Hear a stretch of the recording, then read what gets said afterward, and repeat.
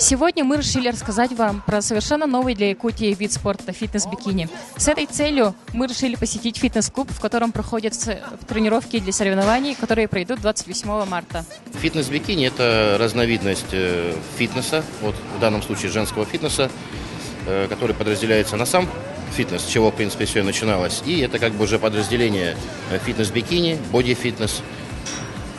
И вот это вот, как так сказать, фитнес-бикини – это самая такая женственная группа, так скажем, где оценивается больше грация, красота женского тела, где сильная мускулистость, ну, так скажем, не так развита, как в том же, допустим, бодибилдинге женском или в боди-фитнесе.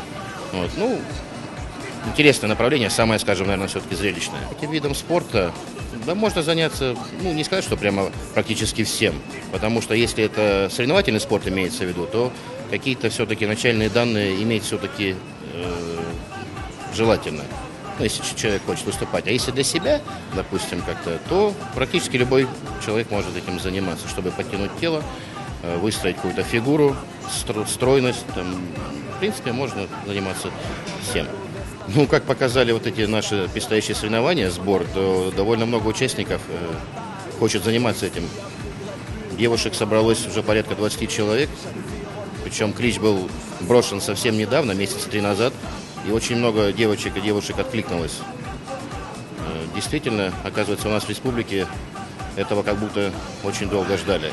И раз, и все собрались и захотели выступать.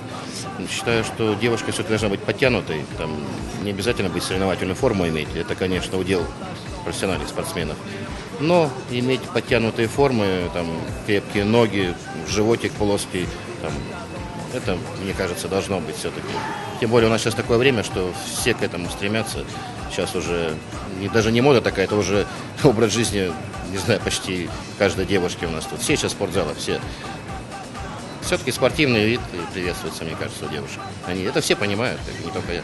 Спортом я занимаюсь уже давно, именно фитнесом для девочек где-то уже лет с 18.